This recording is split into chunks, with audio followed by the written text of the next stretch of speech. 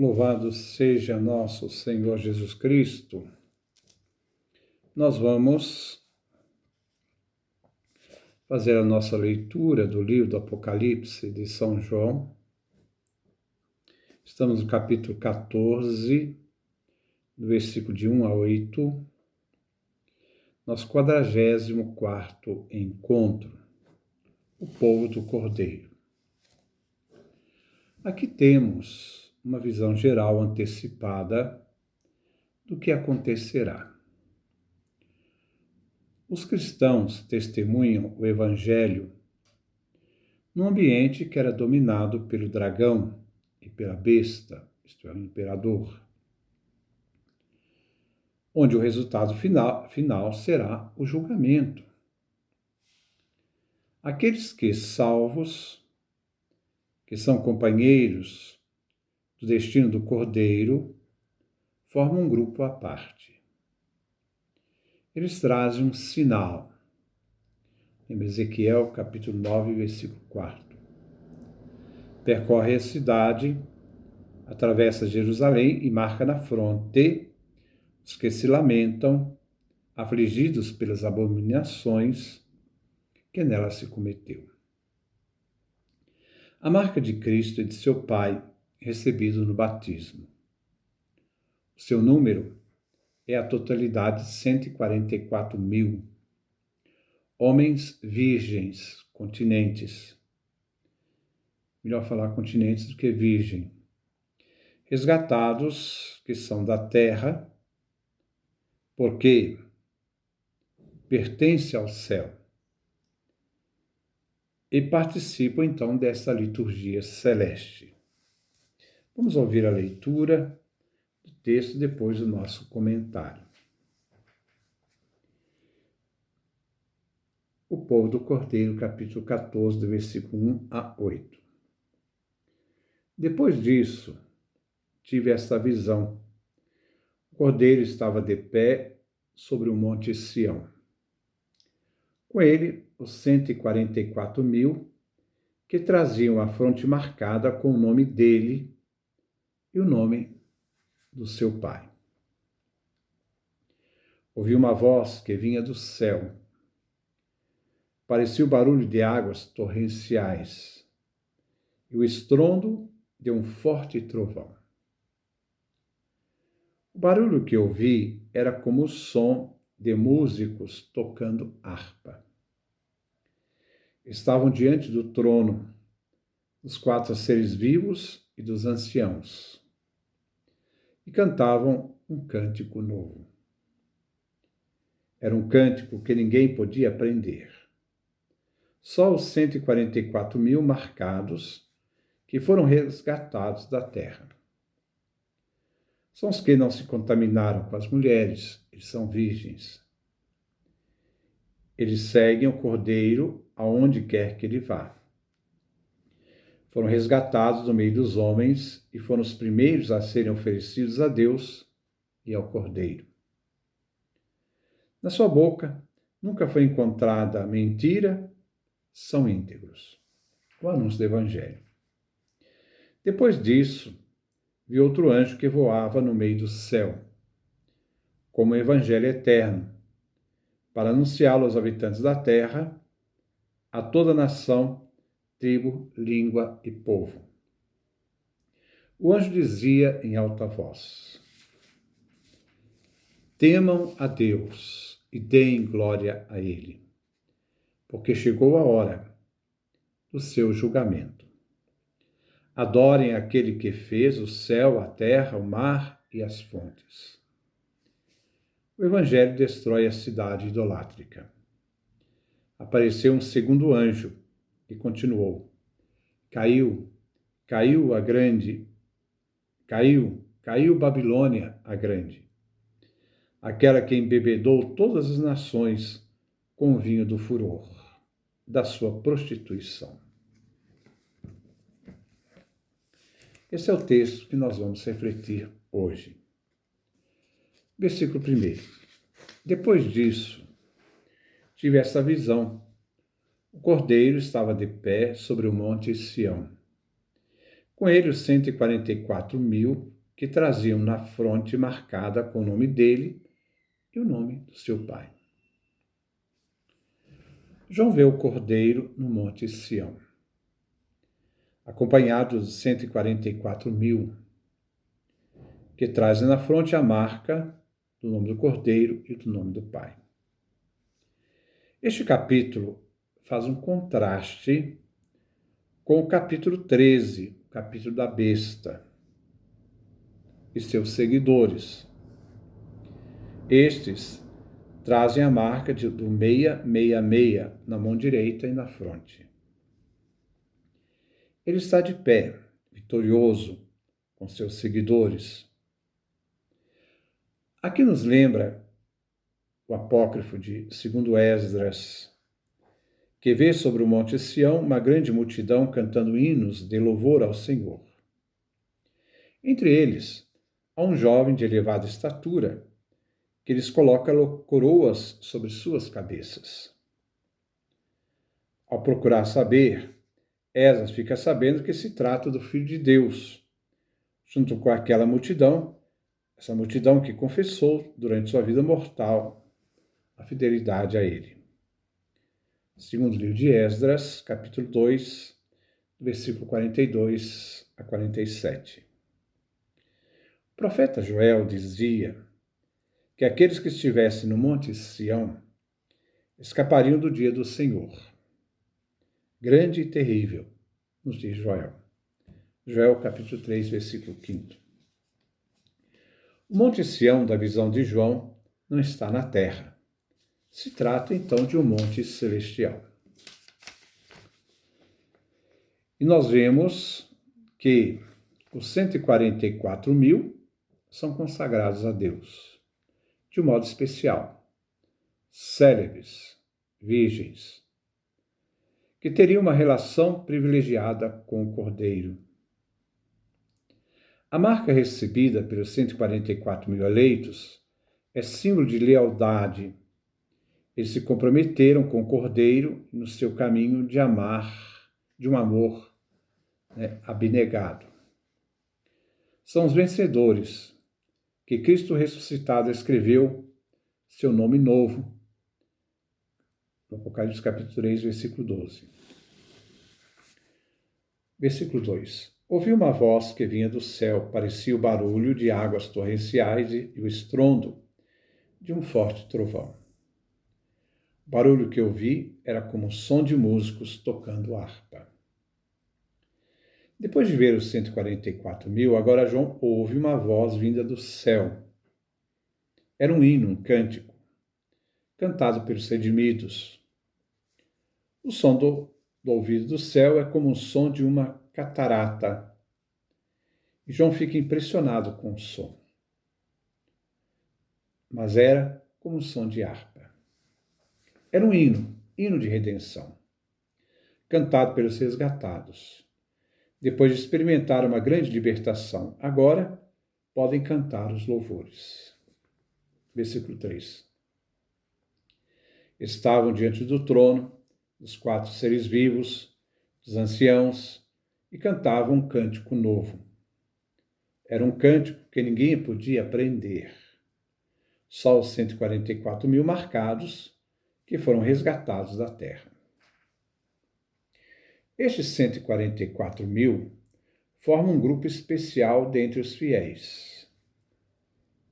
E não são todos os fiéis, mas um grupo. Eles seguem o Cordeiro onde vai. Então há um segmento, uma participação deles, numa intimidade maior com Cristo em relação a outros. Estes se apresentam diante do trono divino, diante dos 4 seres dos anciãos, num cântico que só os marcados, isto é, os resgatados da terra, podiam aprender. Eles foram redimidos, não como todos os cristãos, mas foram redimidos como a forma primicial. Versículo 4. São os que não se contaminaram com mulheres, são virgens. Foram, isto é, resgatados, foram célebres. Eles seguem o Cordeiro aonde quer que ele vá. Foram resgatados do meio dos homens e foram os primeiros a serem oferecidos a Deus e ao Cordeiro. Esses 144 mil são primícias. É um termo de sacrifício.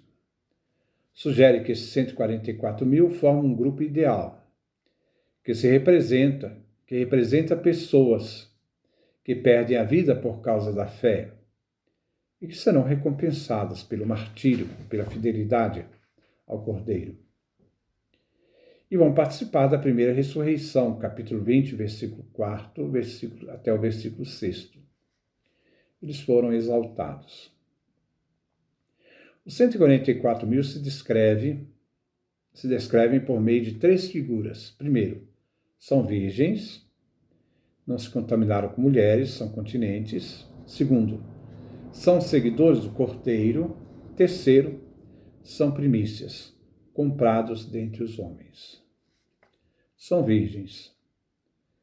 Também se pode entender esta virgindade no sentido amplo e metafórico, na linguagem apocalíptica. Significa integridade, fidelidade à igreja, que se preserva de toda a contaminação com a idolatria do mundo, em oposição do mundo pagão, onde se praticava também a prostituição sagrada, de modo especial, na igreja, no mundo romano. É uma possibilidade de leitura. Embora Paulo tenha expressado seu desejo de que todos possuíssem o dom da continência, para poder servir sem obstáculo a Cristo Jesus. Primeira carta aos Coríntios, capítulo 7, versículo 1, e carta aos Coríntios, capítulo 7, versículo 32. Primeiro. Eles são seguidores do Cordeiro. Aqui caracteriza o caráter dos discípulos. O exemplo de vida, enquanto estiveram na terra, seguiram as instruções deixadas por Jesus. Marcos, capítulo 8, versículo 34. Se alguém me quer seguir, negue-se a si mesmo, tome sua cruz e siga-me. São primícias. Sua entrega a Deus. Ao oferecerem a si mesmos a Deus, foram libertados para que eles possam pertencer somente a Deus. Foram comprados pelo sangue do Cordeiro. Vamos lá, São João, no capítulo 5, versículo 9.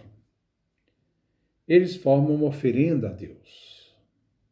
Versículo 5.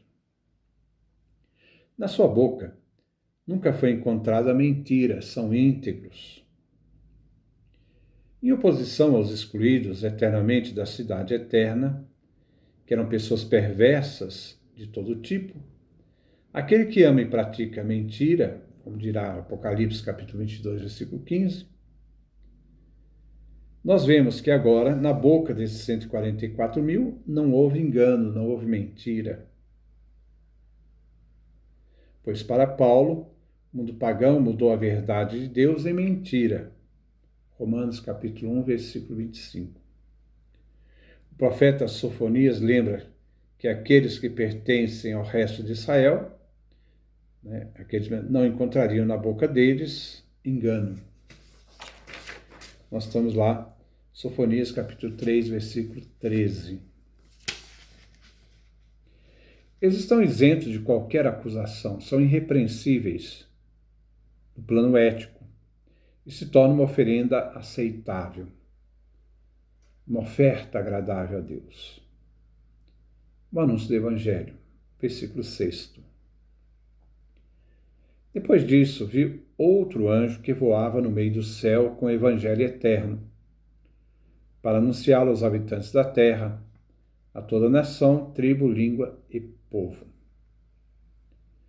O Evangelho eterno é o livrinho do Apocalipse, capítulo 10, do versículo 2. Seu conteúdo é a palavra definitiva de Deus dirigida a todos. O Evangelho denuncia os falsos absolutos e convida a todos à conversão. O Evangelho anuncia o julgamento iminente. Nós vamos ver aqui no livro do Apocalipse, todos esses sinais, Deus está chamando as pessoas à conversão. Deus não quer que as pessoas morram. Está sempre chamando à conversão. Então, são sinais que vão sempre tentar fazer com que as pessoas possam descobrir essa presença divina, possam se aderir a esse plano de salvação. Mas vai existir sempre resistência, porque muitos não vão querer se abrir a esta salvação que o Pai oferece através do seu Filho. A proclamação vem dirigida a todos os que moram, isto é, sem distinção de nação, tribo, língua e povo. Esta mensagem do Evangelho eterno traz o propósito de Deus para a humanidade e tem relação com o juízo final e a salvação eterna. Diante disto, como diz, Deus não quer a morte do pecador, mas que ele se converta e viva. Deus, até o último momento, vai fazer essa proposta. Mas é o homem que vai ter a resposta final, o seu sim ou o seu não. Versículo 7. O anjo dizia em alta voz: temo a Deus, tem glória a Ele, porque chegou a hora do seu julgamento. Adorem aquele que fez o céu e a terra, o mar e as fontes. O anjo em voz potente fala para que todos ouçam. O Evangelho eterno chama todos, sem exceção, a temer e honrar o Criador.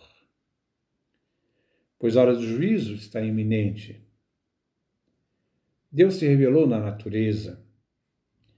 Temer a Deus é reverenciá-lo, dar-lhe glória e tê-lo em respeito e honra. Essa honra que ele merece. Paulo e Barnabé diziam: anunciamos o Evangelho para que deixem as coisas vãs e voltem a Deus vivo, que fez o céu e a terra, o mar, tudo que neles estão. Atos capítulo 14, versículo 15. O Evangelho destrói a cidade idolátrica, Roma. Versículo 8. Apareceu um segundo anjo e continuou: Caiu Babilônia, a grande, aquela que embebedou todas as nações com o vinho do furor da sua prostituição. O anúncio do Evangelho desmascara os ídolos, fazendo desmoronar a cidade construída sobre os ídolos, a prostituição que se dava aos ídolos, no culto aos ídolos. Babilônia foi a capital política e religiosa de um império mundial, famosa pelo esplendor e também pela sua corrupção moral. Foi inimiga do povo de Deus. Para a igreja primitiva, a cidade de Roma era a Babilônia contemporânea. A sociedade que se afasta de Deus é inimiga de si mesma, inimiga de Deus. Isaías disse: caiu a Babilônia. Isaías capítulo 21, versículo 9. A cidade de Roma vem descrita como uma prostituta que seduz o mundo com a prática embriagadora de suas práticas corruptas e idolátricas. Não se cultua outros deuses, nem pessoa alguma, nem ideologia alguma, nem sistema nenhum. Tudo foi construído pelo ser humano. Tudo é obra humana, não é obra de Deus. E o Pai Eterno nos propõe uma obra nova, realizada pelo seu Filho, e deixa-nos a essa realidade de poder responder a esse plano de vida que nos dá por meio de seu Filho. Que Deus nos dê a sua graça, a sua bênção, a sua face resplandeça sobre nós.